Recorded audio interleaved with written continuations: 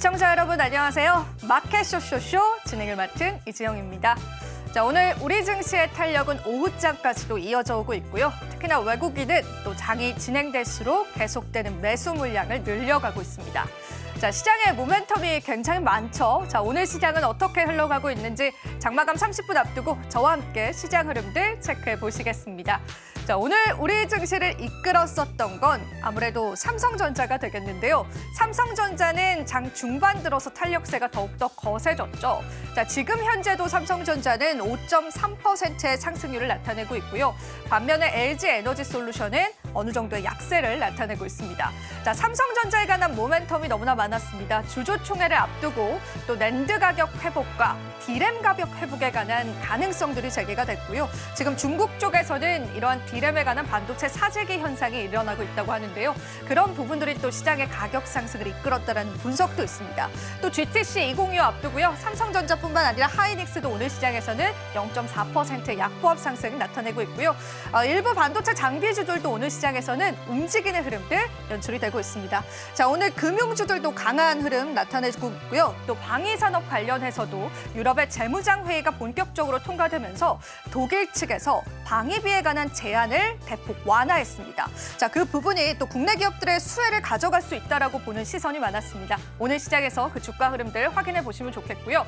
자, 오늘 그리고 제약바이오주들도 주목을 해보시면 좋을 것 같은데요. 알테오젠이 공시 하나가 나왔습니다. 영국의 아스트라제네카와 독점 계약을 맺었다라는 공시가 나오면서 이 경영권 공시에 따라서 알테오젠 9% 넘는 급등 양상까지도 우리가 확인해 볼 수 있습니다. 자, 그리고 전반적으로 또 암학회를 앞두고 또 다양한 종목군들 상승하는데요. 오늘 삼성 바로직스도 상승하면서 제약주들은 또 개별적인 이슈들 계속 모멘텀 받아가는 흐름까지도 확인되고 있습니다. 자, 오늘 시장 여러분들 긍정적으로 바라보시면 좋겠습니다. 저희가 그 안에서요, 여러분들이 전략적으로 취해볼 수 있는 다양한 전략들 함께하겠습니다. 자, 저희와 끝까지 함께해 주시고요. 자, 그럼 본격적으로 달려볼까요? 마켓 쇼쇼쇼 2부 출발합니다.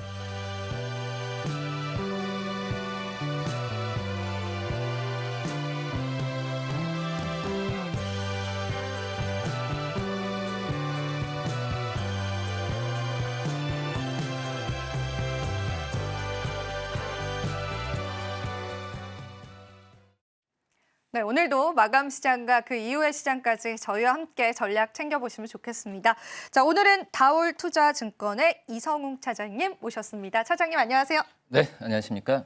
네, 오늘도 또 다양한 또 시장 전략들 부탁드리겠습니다. 저희가 잠시 뒤에 또 오후장 주도 세터 통해서요, 보다 구체적인 시장 전략 잡아드릴 거니까 여러분들 채널 고정해 주시고요. 저희는 시장 한번 살펴보고 오겠습니다. 다시 찾아뵐게요.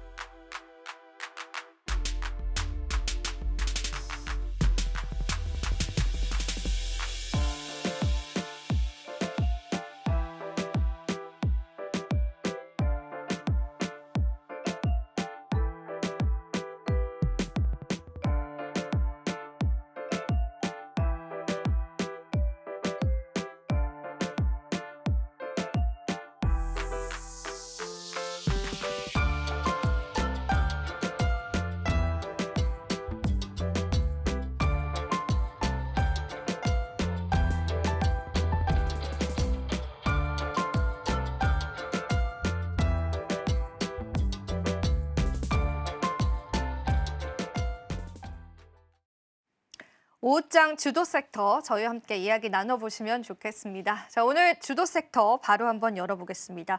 자, 오늘 첫 번째 주도 섹터는 방위산업 관련해서 저희가 이야기를 나눠볼 예정인데요. 일단 차장님께 드려보고 싶은 그런 질문은 유럽 재무장 회의의 최대 수혜가 이제 국내 기업들이다라는 이야기가 나옵니다. 이 내용에 동의하실까요? 네, 동의합니다. 우선 지금 그 전에 좀 오해를 했었던 부분이 바로 이제 러시아와 우크라이나의 이 종전이 되면은 방산주도 힘이 없을 거다라는 의견이 좀 있었지만 제가 항상 그 전에 좀 말씀드렸던 사항은 종전은 없다, 휴전만 있을 뿐이다라고 항상 말씀을 제가 드리거든요. 그렇기 때문에 지금 현재는 오히려 지금 그 휴전에 대한 가능성이 커지는 상황에서 이 방산주들이 오히려 지금 현재 말씀하셨듯이 유럽주는 더 이제 분주한 상황으로 간 현재 모습이라고 좀 볼 수 있겠고요. 뭐 도와서는 이제 이 트럼프 대통령이죠. 트럼프 대통령이 이 전 세계에서 어떤 컨트롤 타워는 안 하겠다라는 국방적인 측면에서는 안 하겠다는 의견을 펼치면서 이제 분주해진 상황으로 가고 있는 현재 모습이고요. 지금 오히려 지금 휴전에 대한 얘기가 나왔을 때 러시아 쪽도 그렇고 국방비에 대한 삭감에 대한 얘기는 지금 없는 상황이거든요. 그리고 유럽 쪽 같은 경우에도 지금은 국방비에 대한 증액을 지금 하는데 좀 시간 촉박하다라고 좀 볼 수 있어요. 뭐 재무장하는 그런 부분에 있어서 이 유럽 쪽에서의 그 어떤 국방 관련된 민간 기업들이나 뭐 국립 기업들 같은 경우에도 생산이 한계가 지금 있기 때문에 지금 그 전부터 이 수주를 줬었던 뭐 우리나라에 대한 수주는 계속 이어질 확률이 저는 굉장히 높다라고 좀 생각이 되고 있고요. 특히 이제 어떤 유럽 쪽뿐만 아니라 지금 이제 시장은 많이 넓어졌죠. 미국도 그렇고 뭐 이스라엘 여러 가지 뭐 기업들이나 여러 지금 현재는 이 뭐 전쟁이 일어날 거다라는 그런 의견보다도 언제 이런 부분이 좀 변수가 될 수 있기 때문에 준비를 하는 과정으로 갈 가능성이 굉장히 좀 크거든요. 그렇기 때문에 지금 현재 4년치의 어떤 유럽 쪽에서도 이 국방비에 대한 증액을 논의하고 있는데 그렇기 때문에 우리나라 이 방위 산업 기업들 같은 경우에도 이 4년치의 일감은 확보했다라는 느낌이 굉장히 좀 크거든요. 그런 부분이 지금 주가에 좀 잘 반영이 되는 과정은 뭐 좀 부드러운 그런 현상이지 않을까라고 좀 생각이 됩니다. 오늘 또 차장님이 말씀하신 것처럼 충분히 영향도를 받아가면서 방위산업 관련주들이 또 한 번 움직임을 나타내주고 있습니다. 사실 이 방위산업이 이제 국내 기업들이 수혜가 될 것이다라는 걸 이미 많은 시장 참여자들이 아시는 부분일 것 같은데 일단 이 부분 역시도 관세를 배제할 수 있을까에 관해서는 좀 물음표가 들기는 하는데요. 관세 리스크가 방산주들에게도 좀 있을 가능성이 있을까요? 근데 우리나라 방산 기업들이 수출하는 주요 대상국은 바로 이제 그 유럽 쪽 말씀하셨듯이 이제 유럽 쪽이 항상 이 방산 기업들의 수출의 얘기 나왔을 때 1순위로 나오고 그 다음에 2순위가 이제 중동 쪽이라고 볼 수 있거든요.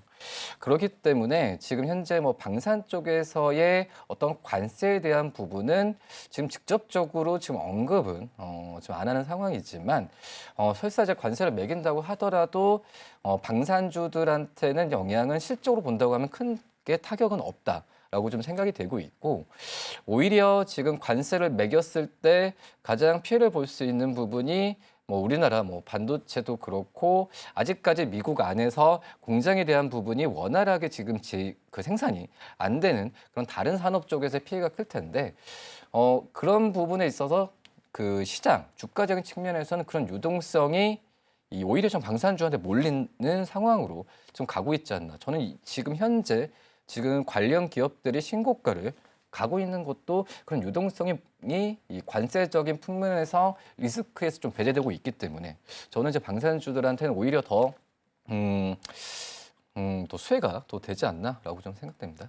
네, 오히려 관세 리스크를 피해가는 품목에 해당이 된다라는 게 사실 이제 국내 방산주들이 주로 수출하는 국가는요, 유럽이나 중동 쪽이 많은 비율을 차지합니다. 그래서 트럼프의 관세 리스크 역시도 우리가 피해갈 수 있는 섹터다라고 우리가 이해해 볼 수 있겠는데요. 자, 그럼 사실은 이 방산주들은 그간 너무나 좋은 탄력을 나타냈고, 이제 투자자분들께서도 방산주의 모멘텀이 또 시장에 주가적으로 어떻게 반영이 되는지는 다들 아실 것 같은데, 이제는 우리가 전략이나 대응의 관점에서 봐야 될 것 같아요. 수급적으로 한번 짚어보고 싶거든요. 공매도 재개 앞두고 방산주가 타겟이 될 것이다라는 이야기들도 있긴 있었는데 오히려 외국인이 방산주를 매수하는 모습들이 몇몇 종목군들은 보였습니다. 그리고 이 부분들을 좀 풀어보고 싶고 공매도 재개 이후에 방산주 움직임은 좀 어떨까요? 일단 이제 공매도에 대한 타격으로 본다고 한다면 이제 이주로 볼 수 있겠지만은 많이 올라간 뭐 종목과 기업들에 대한 우려감이 좀 있는 상황이지만 근데 결론적으로 본다고 한다면 일단은 이 그전에도 봤을 때도 방산주나 여러 기업들에 대해서 1차적인 매수 부분은 들어올 가능성이 크거든요.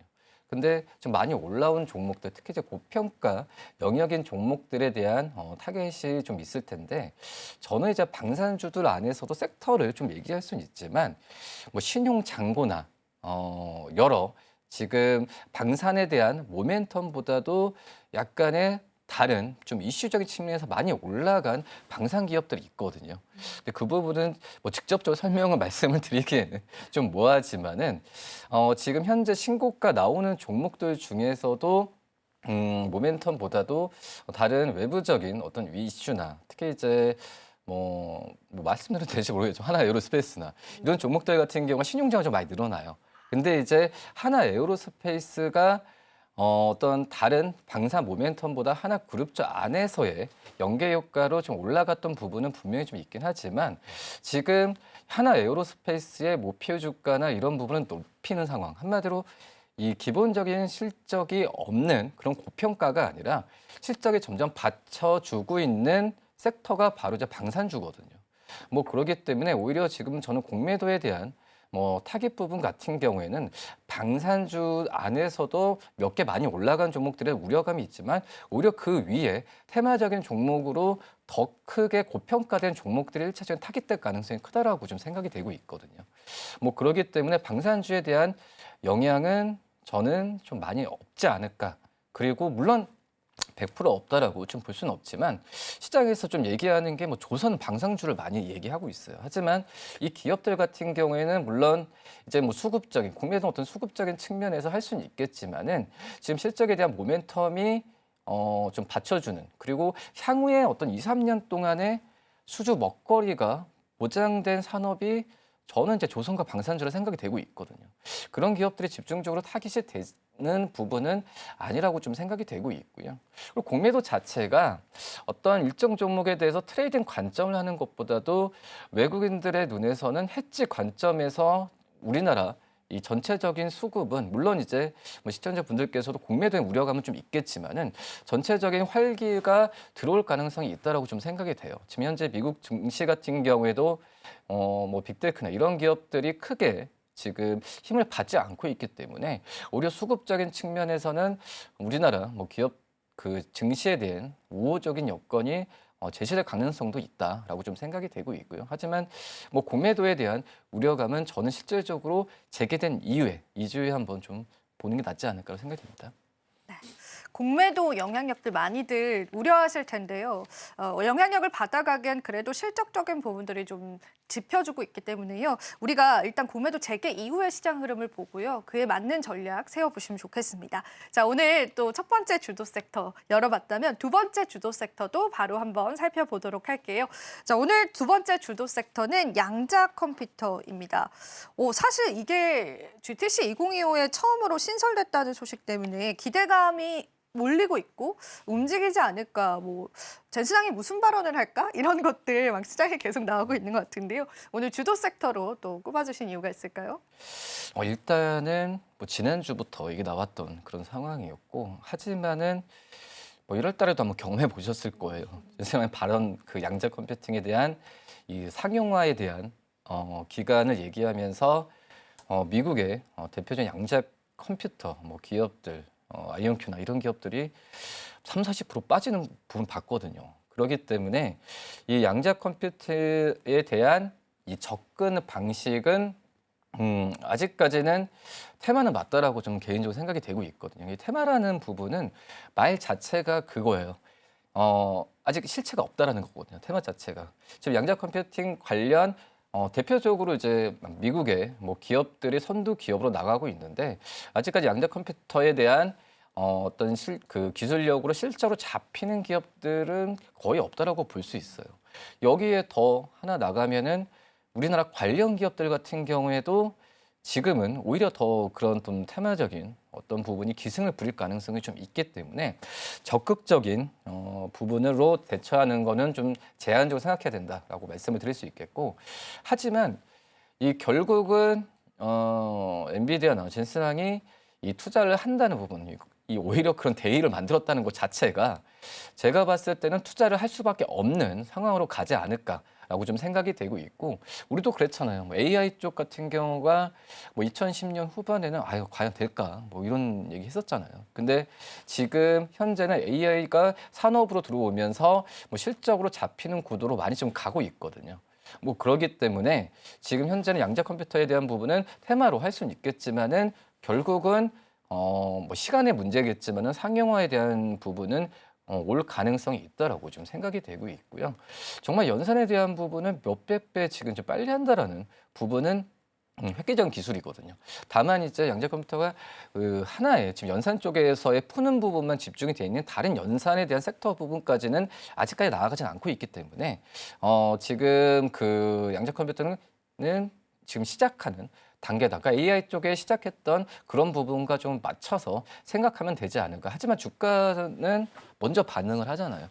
이 변동성을 대처를 할 거냐, 할 수 있냐, 할 거라는 부분은 추가적인 뭐 매수로 해서 트레이딩 관점을 더 끈한다. 굉장히 좀 어려운 부분이거든요.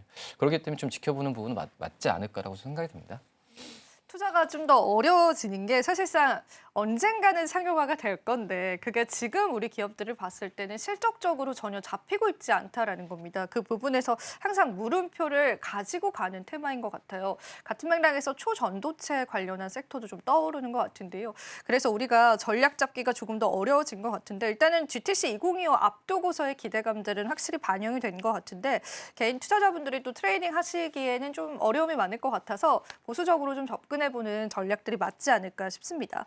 일단은 뭐 일회성 테마에 관한 우려감들은 있는 것 같고요. 지금 말씀해주신 바 같으면 그러면 이제 양자 컴퓨터 기술 도입이 기대되는 산업군적으로도 좀 짚어볼 수 있을까요? 양자 컴퓨터가 또 불러올 수 있는 시장의 호재라고 한다면은 그런 부분도 잡히는 게 지금 있을까요? 뭐 1차적으로는 거의 모든 산업에 잡힐 가능성이 크죠. 말씀드렸다시피 AI 쪽에 초기 나왔을 때의 비슷한 형태라고 볼 수 있어요. AI가 지금 모든 산업에 다 어떤 연관이 되잖아요. 안 된다고 할 수 없는 상황이기 때문에.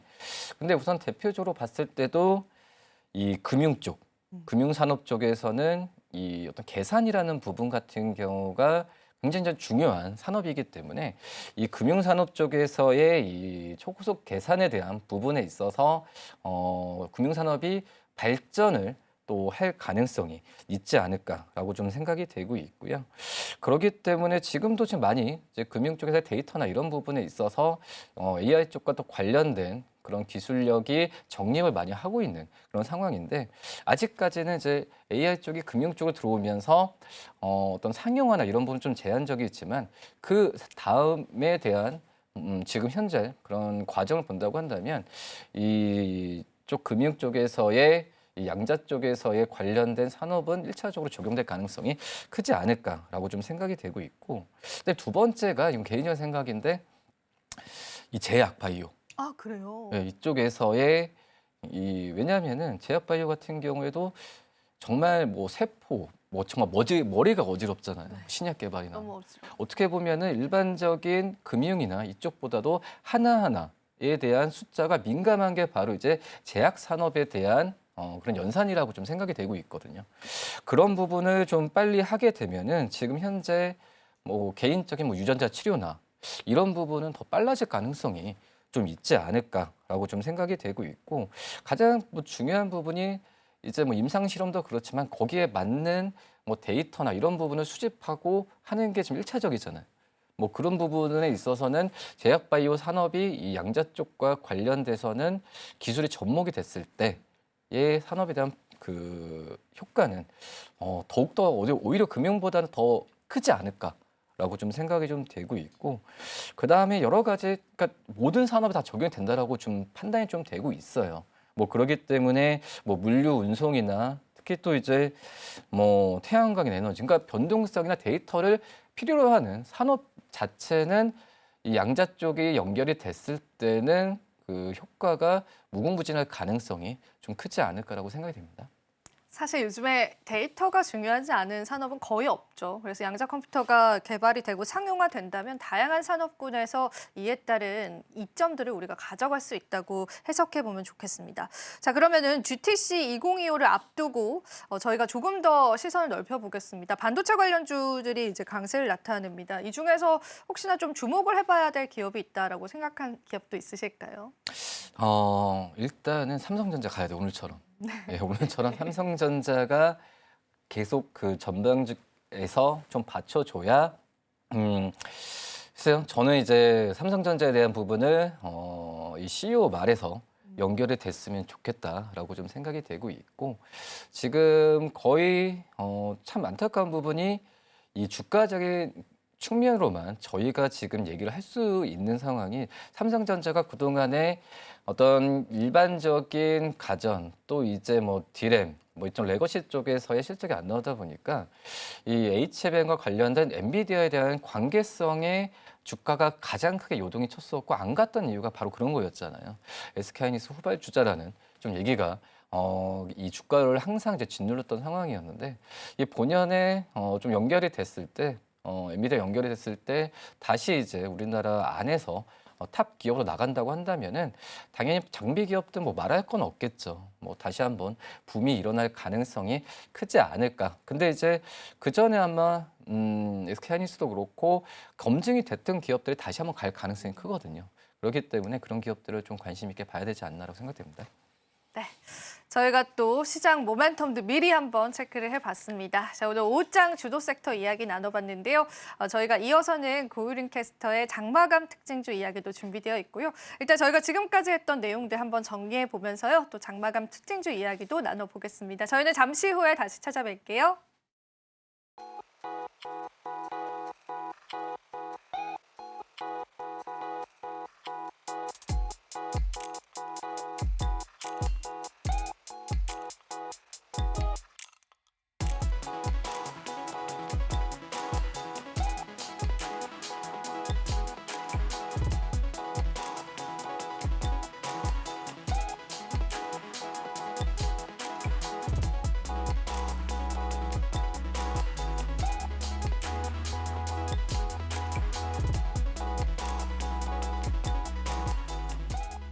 네, 장 마감까지 얼마 남지 않았습니다. 오늘 시장을 강하게 나눴던 상승과 하락 업종은 어떤 게 있는지 저와 함께 정리해보는 시간 갖도록 할 텐데요. 먼저 상승하는 업종입니다. 먼저 상승하는 업종 HBM과 방산 정리해봤는데요. 먼저 HBM 같은 경우에는요. 오늘은 반도체주가 일제히 올라주며 모두 상승해줬습니다. 이 때문에 DB 하이텍, 그리고 YC, DI, 마지막으로 테크윈까지 좋은 흐름 보여줬네요. 다음으로 방위산업 준비해봤습니다. 방위산업 같은 경우에는요, 유럽의 재무장 소식이 있었죠. 유럽의 재무장으로 인해서 국내 방산 업종들이 수혜를 입을 것이라고 보여지고 있는데요. 이 때문에 하나시스템, 한국항공우주, 그리고 하나에어로스페이스, 마지막으로 현대로템까지 좋은 흐름 보였습니다. 이 중에서도 하나에어로스페이스와 현대로템 52주 신고가를 갈아치우기도 했습니다. 마지막으로 하락 업종은 철강과 강관 준비했습니다. 철강과 강관 같은 경우에는 지난주 금요일에 제가 상승하는 업종으로 준비해봤는데요. 오는 일제히 약세 흐름 보여줬습니다. 이 때문에 하이스틸, 동양철강, 그리고 부국철강, 마지막으로 문배철강까지 약세 흐름 보여줬네요. 이런 업종 안에서 어떤 특징주가 있는지 하나씩 만나보도록 하겠습니다. 첫 번째 특징주, DB 하이텍입니다. 이 HBM 안에서 DB 하이텍을 꼽아봤는데요. 오늘 대장주였던 이 삼성전자부터 일제히 반도체 업종이 모두 호황이었습니다. 엔비디아의 GTC 컨퍼런스 기대감에 힘입어 모두가 올라준 걸로 보여주고 있는데요. 먼저 HBM뿐만 아니라 낸드 관련해서도 오늘 많이 올라줬습니다. 이 낸드와 디램 가격에 있어서 반등할 것이란 기대감에 좀 힘을 입은 것으로 보여주는데요. 고부가가치 제품인 HBM 역시 오늘 강세였습니다. 오는 17일부터 이제 21일까지 거의 한 주 동안 이 세계 최대 컨퍼런스가 개최될 예정인데요. 특히 젠슨항 CEO의 입에서 이 삼성전자와 관련된 HBM 관련 소식이 나올 것이다. 이런 기대감에 HBM 관련주들이 일제히 올라줬습니다. 이 기대감들이 DB 하이텍의 주가에도 역시나 영향을 미친 것으로 보여지고 있는데요. 이러한 DB 하이텍의 주가는 연초 대비 약 40% 20% 가까이 올랐다고 합니다. 그렇다면 이 종목에 대한 장중 흐름, 일중 흐름도 한번 살펴보도록 하겠습니다. 오늘의 일중 흐름입니다. 오늘 일중 동안 5% 넘는 상승폭을 계속해서 지켜줬습니다. 최저가는 44,700원으로 시작을 했는데요. 이내 48,200원으로 상승분을 내뿜었습니다. 현재는 47,350원 지켜보고 있네요. 이 단기간에 조정을 마치고 오늘 장대 양봉을 그려준 것인데요. 지난 2월 27일 49,300원의 전고점도 돌파할 수 있을지 지켜보셔야겠습니다. 그렇다면 다음 특징주도 한번 만나보겠습니다. 다음 특징주 한국항공우주입니다. 이 같은 경우에도 유럽의 재무장 추진 소식에 방산주가 모두 들썩인 것으로 보여지고 있습니다. 특히 한국항공우주 장 초반에 이미 94,400원에 52주 신고가 갈아치웠습니다. 증권가에서는 이 지정학적 불확실성에 유럽 방위산업 규모가 계속해서 확대될 것이라고 전망하고 있습니다. 이렇게 연일 고공행진하는 한국항공우주 이 주가는 최근 한 달 동안 80% 가까이 넘게 올라줬다고 합니다. 그렇다면 오늘의 일중 흐름도 한번 살펴보도록 하겠습니다. 오늘 장중 흐름입니다. 85,700원에서 시작했는데 10시를 기점으로 인해 95,300원까지 올라줬습니다. 현재는 95,000원 정도 지나가주고 있네요. 이렇게 정말 든든하게 상승폭 키워주고 있는데요. 오늘 10% 넘는 상승폭 지켜주고 있습니다. 오늘 9만 원도 돌파했으니 이내 10만 원도 돌파할 수 있을지 계속해서 관심 있게 지켜봐 주셔야 될 것 같고요. 수급도 한번 체크해 보겠습니다. 외국인과 기관이 오늘은 담아주는 흐름 보여줬네요.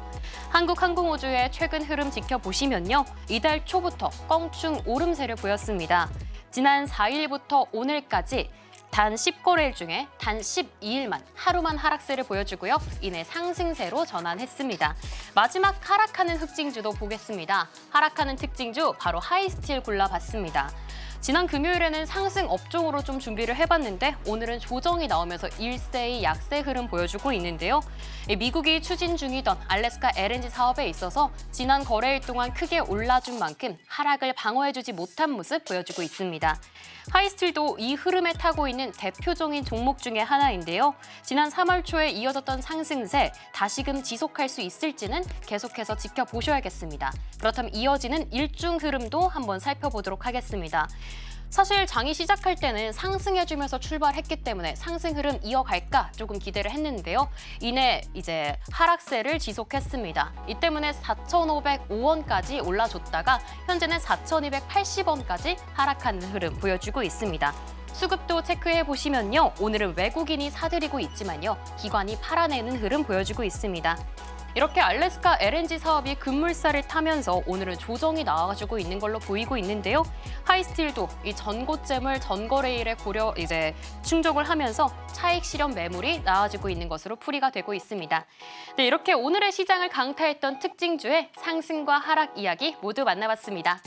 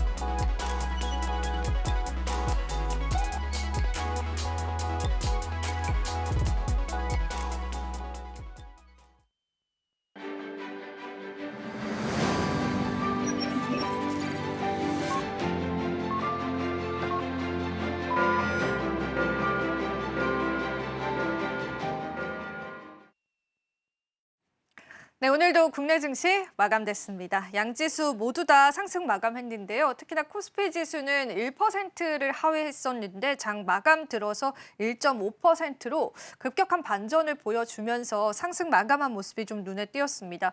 특히나 코스닥에서는 알테오젠 공시 영향 때문이었을까요? 12% 급등하면서 막판에 이제 마감된 모습까지도 확인되고 있는데요. 오늘 여러 가지 모멘텀들이 좀 부각받았었던 시장인 것 같고요. 외국인 현선물에서도 좋은 수급 보여줬습니다.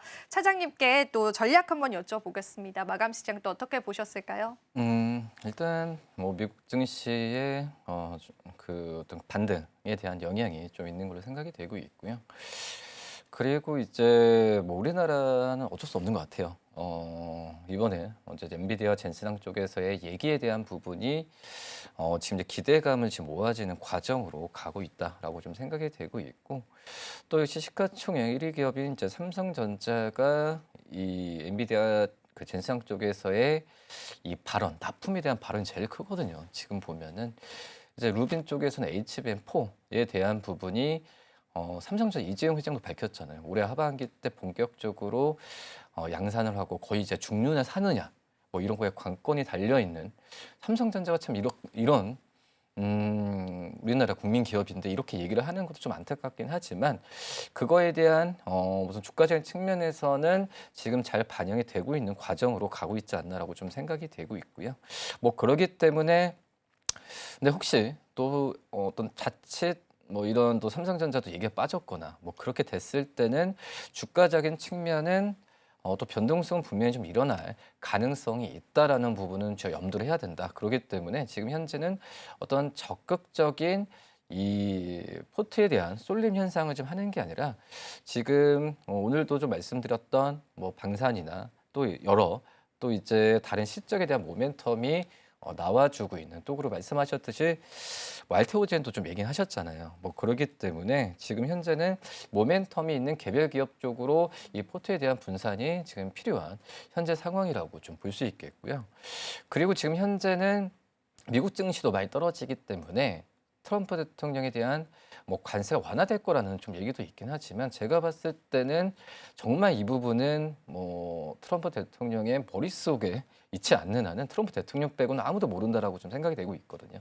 하지만 좀 기대감은 좀 모아지고 있기 때문에 제가 보면은 변동성은 그 전처럼 뭐 크게 될 가능성은 좀 적지 않을까. 이미 안 좋을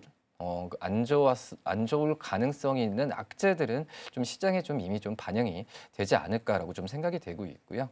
이번 주에 뭐 일본의 어떤 BOJ 쪽에서의 금리 인상에 대한 부분 여러 가지 이벤트가 또 이제 많이 있는 상황이거든요.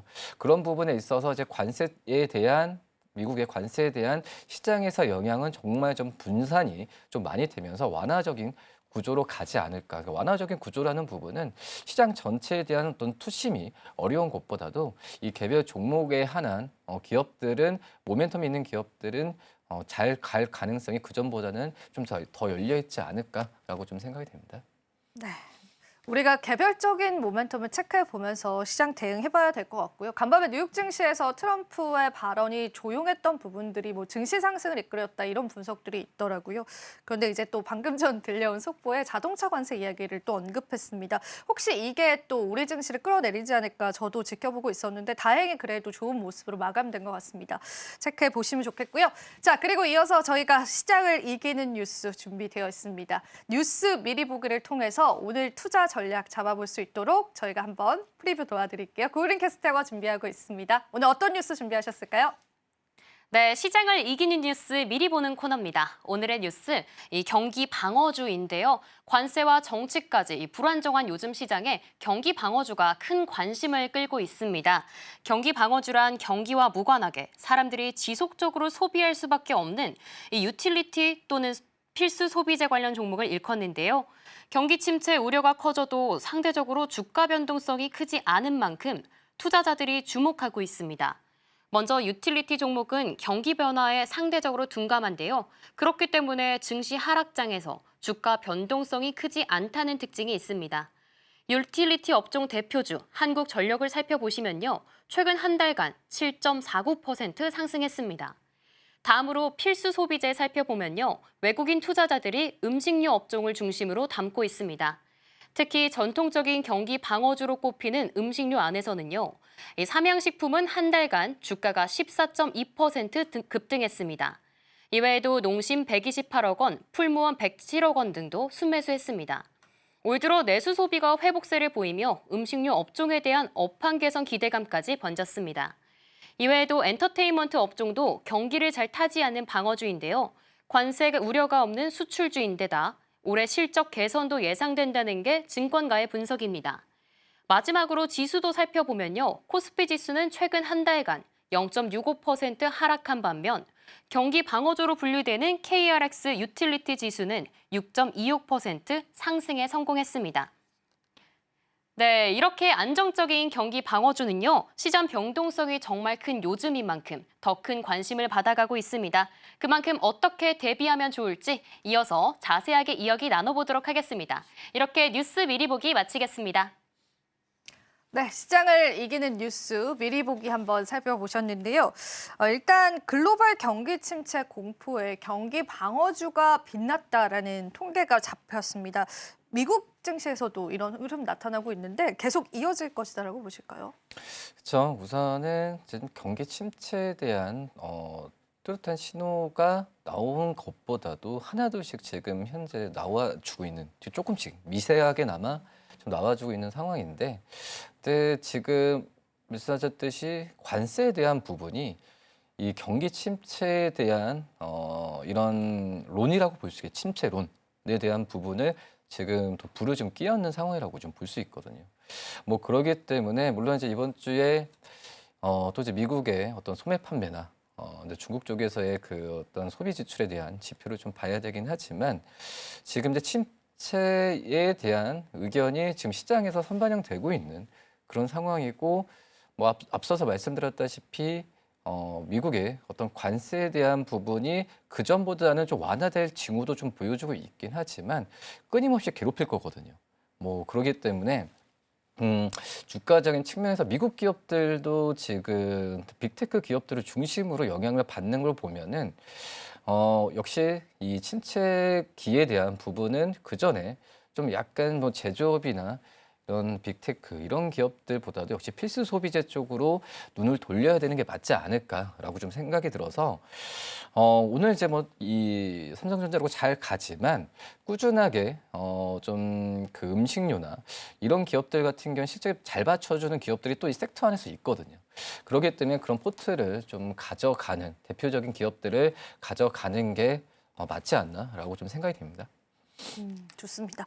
이런 기조는 계속 이어질 것이다라고 그렇게 좀 이야기를 해주셨기 때문에 경기 방어주 쪽으로 우리가 좀 집중해보는 전략도 좋을 것 같습니다. 앞서서 지표 말씀해 주셨는데 사실 이 경제 지표상으로 경기 침체가 완전 드러난다고 보기에는 다소 무리가 있지 않을까 싶은데 그래도 경기 침체다라고 보는 그 포인트가 뭘까요, 차장님? 뭐 일단은 지금 경제 지표로 뚜렷하게 나타나는 건 없어요. 근데 좀 예상을 하는 거죠. 네. 뭐 우리나라 안에서만 본다고 했을 때 환율에 대한 측면, 환율이 좀 많이 올라가고 물론 이제 수출 기업들한테는 뭐 좋을 수는 있겠지만 이 환율이 좀 올라가면서 이 원자재 가격이 좀 그 올라가는 모습에 보면은 이 부분이 또 이제 가격 정가로 이어지고 소비가 닫혀질 수 있다라는 그런 힌트를 지금 주는 상황이라고 좀 볼 수 있거든요. 미국도 마찬가지죠. 미국 기업들도 피해를 보는 상황이에요. 어때 관세에 대한 부분이 뭐 지금 미국의 월마트나 이런 기업들 같은 경우에는 중국산이 과반수를 차지하거든요. 중국 해외 쪽에서 들어오는.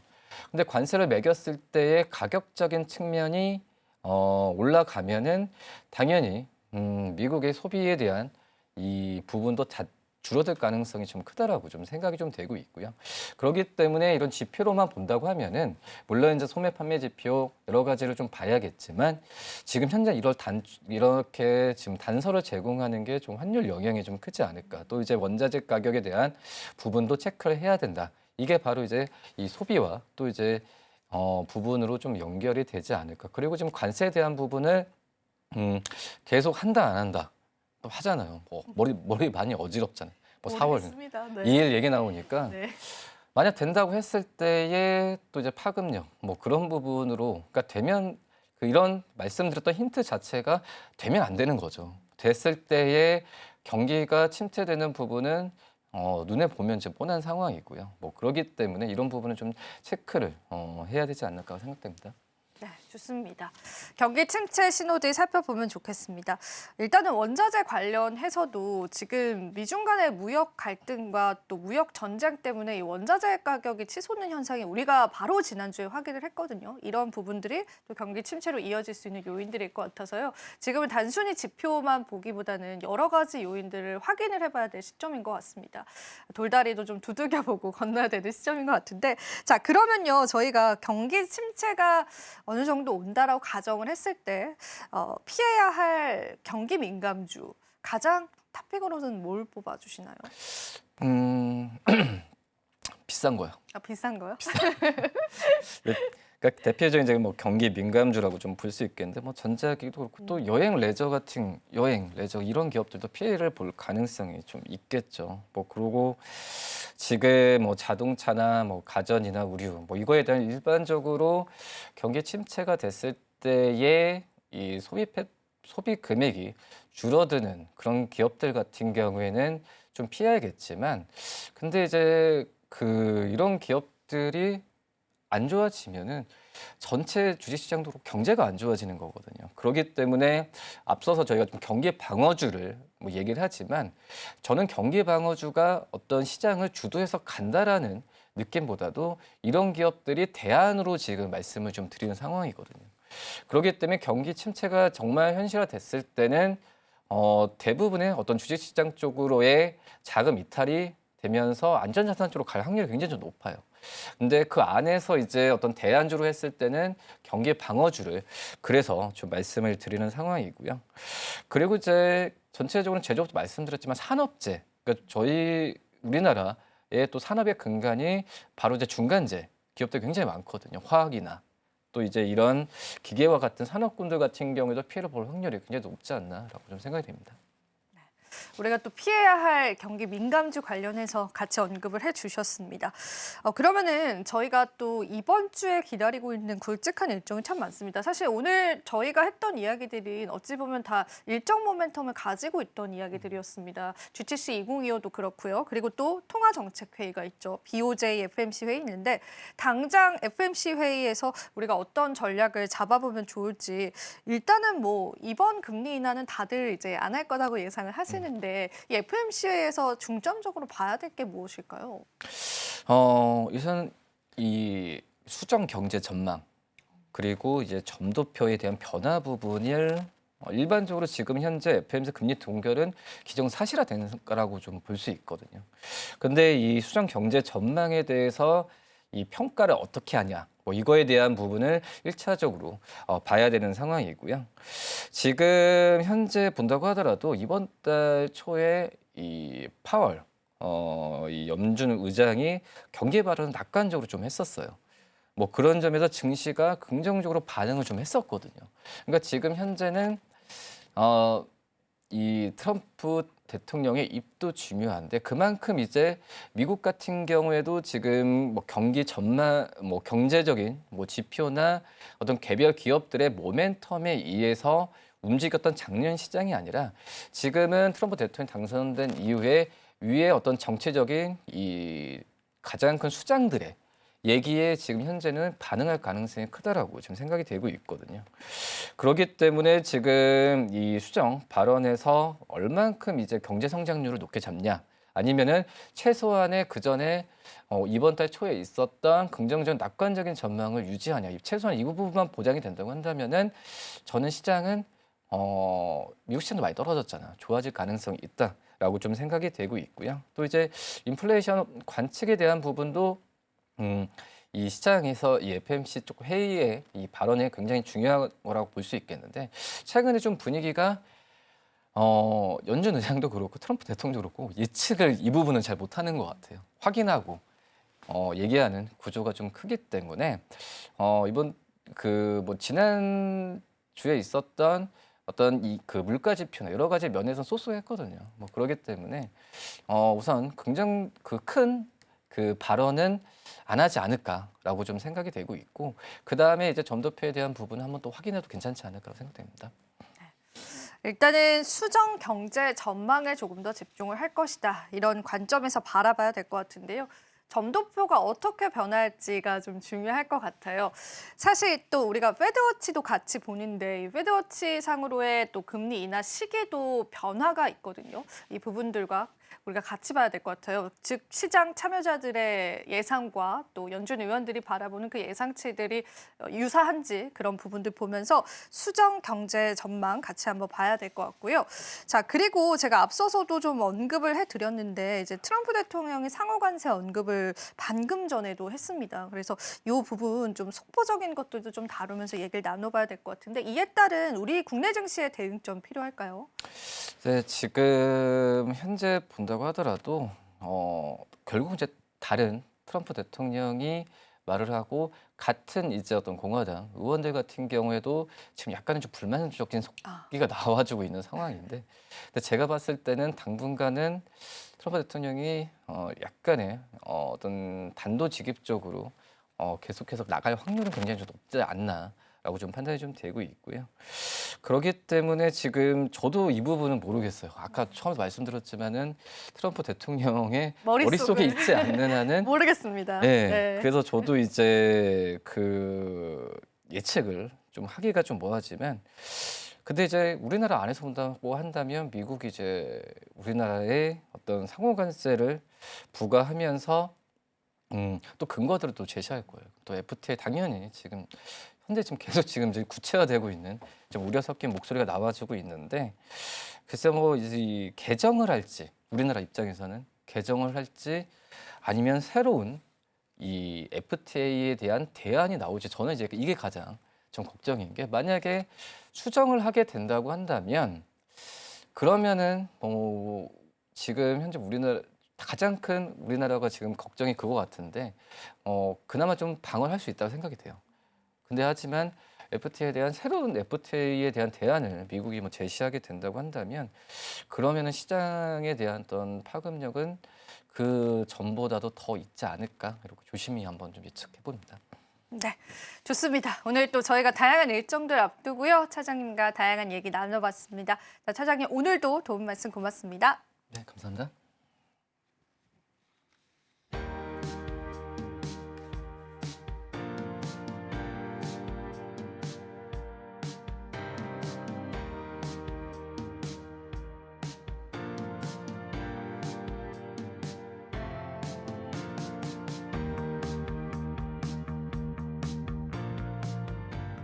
네, 오늘은 비교적 조용했던 트럼프 대통령이 만들어준 우호적인 시장 환경에서 각각의 모멘텀들이 큰 목소리를 내면서 주가가 상승으로 마감했습니다. 하지만 내일은 또 어떤 변수가 있을지 모르겠죠. 우리는 시장 색깔에 맞는 대응 필요할 것 같습니다. 저희가 계속되는 전략 함께 해드릴게요. 또 저희 방송에서 제공해드리는 정보는 투자 판단에 대한 조언일 뿐입니다. 가치 판단과 상승 하락을 보장하고 있진 않다는 점 유의 부탁드리겠습니다. 오늘도 긴 시간 동안 시청해주신 여러분 고맙습니다.